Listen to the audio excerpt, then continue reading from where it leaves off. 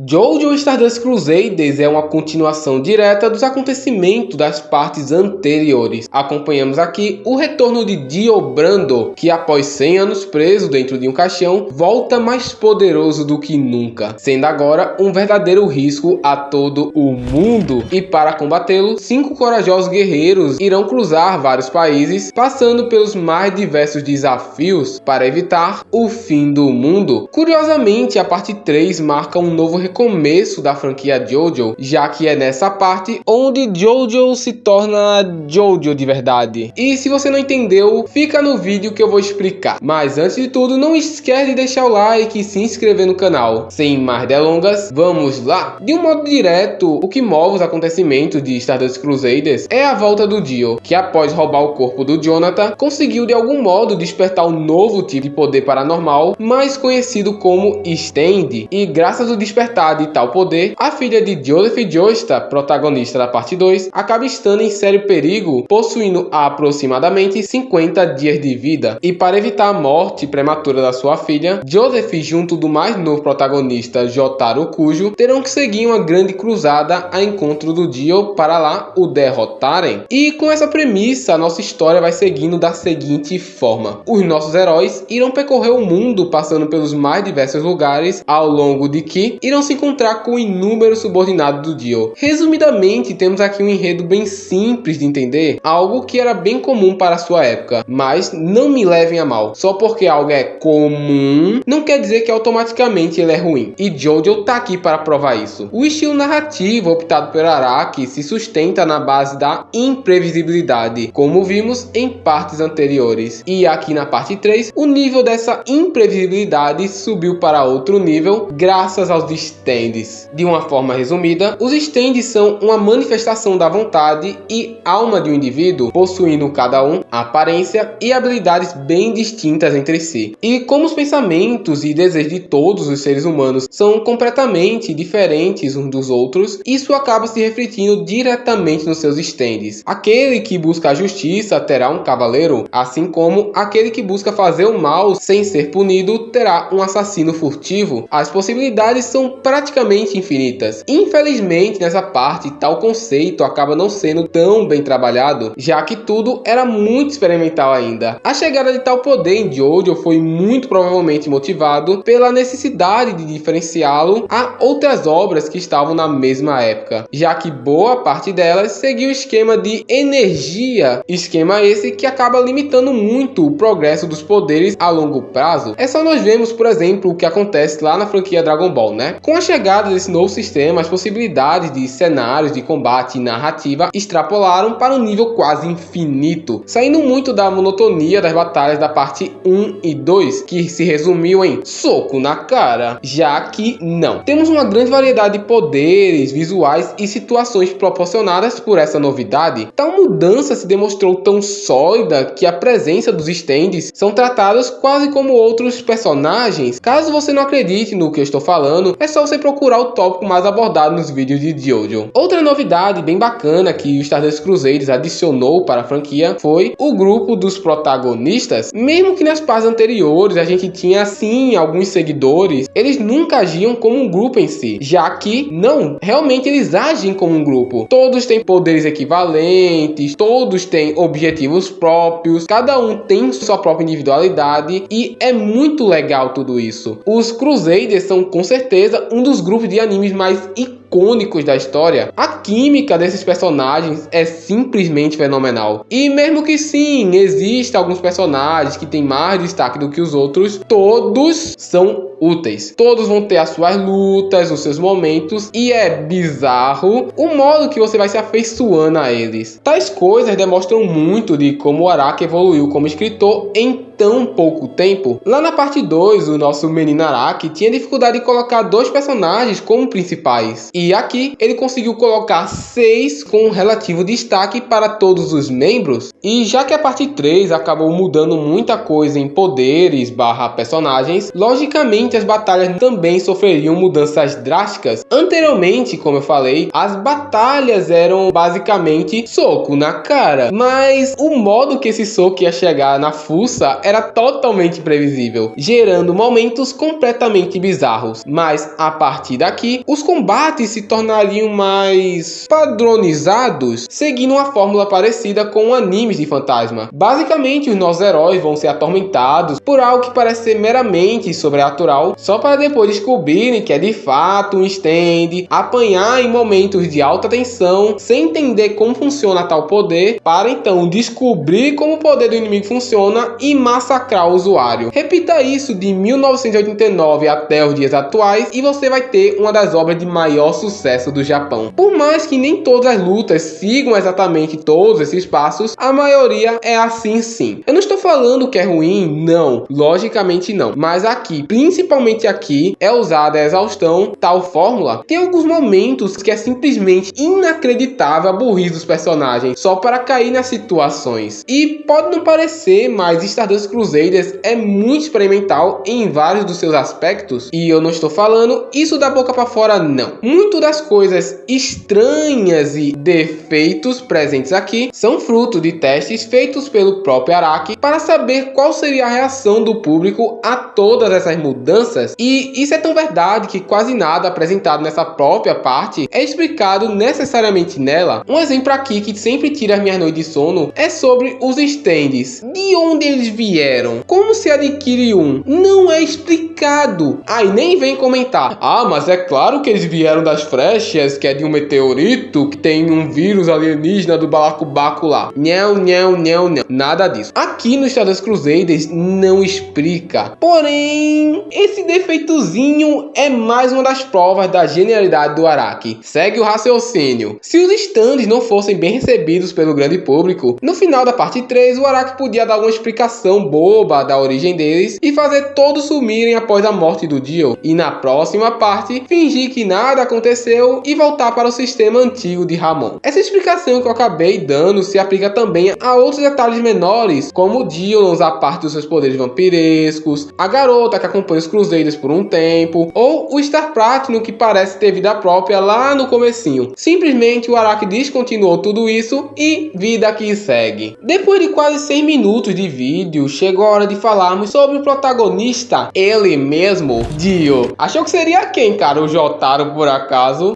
Não só os acontecimentos da parte 3 é culpa desse sujeito, mas o que vai acontecer na parte 4, 5 e 6 são culpa de tal meliante. Olha que legal. Após o Dio ficar 100 anos no fundo do mar, ele mudou muito a sua filosofia e o seu jeito de pensar. Eu não estou falando que ele se tornou uma pessoa boa, muito pelo contrário, mas sim que a forma de agir dele ficou diferente, sendo agora muito mais elegante, sedutor e talvez um pouco cativante. Os seus planos não se limitam apenas à dominação do mundo, mas sim a algo muito mais transcendental, até mesmo divino, coisa que só iremos ter ciência em partes posteriores. Como eu disse anteriormente, o Araki evoluiu bastante como escritor e o Dio reflete muito bem isso. Literalmente, ele saiu de um vilãozinho malvadão para um personagem com múltiplas camadas, acompanhado de diversos simbolismos. E a personificação de tudo isso é o seu próprio stand, o mundo, sendo um mergulhador que possui a coroa de um rei e consegue parar o tempo. Levando em consideração que o poder do stand reflete o seu próprio usuário, o poder de parar o tempo pode ser uma analogia ao Dio querer sempre estar no controle de tudo, igual a um deus, que nesse mundo onde tudo está parado, todos irão se submeter às suas vontades. E em paralelo a ele, a gente tem o verdadeiro protagonista dessa parte, que é o Jotaro, sendo completamente o oposto do Dio em todos os sentidos. É inacreditável a quantidade de simbolismos que o Jotaro acaba carregando. De um modo raso, podemos ver ele apenas como um delinquente, briguento e que não se importa com nada nem ninguém, mas a verdade é que assim como o Dio, o Jotaro é um personagem de múltiplas camadas. E isso fica mais notório ao longo das próximas partes, mas aqui mesmo no Stardust Crusaders podemos ver que ele se preocupa com outras pessoas sim, mas evita evita transpor os sentimentos. Uma cena que prova isso é quando Jotaro se despede do Polnareff, ele quase chora, mostrando que toda aquela marra, aquela agressividade era uma armadura que ele estava usando para conseguir chegar ao seu objetivo de salvar sua mãe, sem fraquejar em momento nenhum. Eu fico pessoalmente muito triste, já que muitas pessoas acabam tratando o Jotaro como um personagem genérico e unidimensional, mas como eu mostrei aqui, ele é muito além disso. Inclusive, uma entrevista que reforça esse ponto é que no livro Jojonion, o Araki fala que heróis são pessoas solitárias que lutam sozinhos contra as adversidades, sem nunca ser reconhecido pelos seus atos. E essa é a sensação que temos não só pelo Jotaro, mas pelos Crusaders como um todo. Esses heróis lutaram até o fim para salvar o mundo, mas nunca serão reconhecidos pelas suas ações. E é justamente isso que traz o título do vídeo. É isso que torna essa parte tão épica, já que a urgência, as batalhas e principalmente seu final trazem esse sentimento. A batalha final contra o Dio é tudo e mais um pouco do que a gente esperava. A quantidade de coisas icônicas em poucos episódios é incrível, chegando ao ponto de até mesmo a abertura parar nos episódios finais justamente por 5 segundos. Cara, eu amo Jojo, é sério. Quando o pau começa, não tem um momento que não seja icônico lá. E no fim dessa porradaria toda, a gente acaba vendo a derrota do Dio, que pode parecer um pouquinho forçada, mas vai por mim, não é. Se você perceber, entre as entrelinhas da história, vemos que o vampirão tinha um ponto fraco, e o Jotaro acaba o descobrindo, mas já que isso não foi verbalizado, passa facilmente despercebido. O Dio não perdeu porque era mais fraco, mas sim porque ele subestimou seu inimigo. Ele achou tanto que era um deus intocável que acabou perecendo nas mãos de apenas um estudante japonês. Ao nascer do sol, o seu corpo se torna apenas cinzas que se unem a esse imenso deserto, onde o passado se esvai diante desse vento tão divino. Porém, mesmo que o corpo de Dio morreu, as suas ideias continuarão vivas no coração dos seus seguidores, que irão atormentar a família Joestar por mais algumas gerações, mas isso aí é assunto para outro vídeo. Obrigado por assistir até aqui, e caso queira mais vídeos assim no canal, sinta-se convidado a comentar. É isso aí, pessoal, valeu, falou!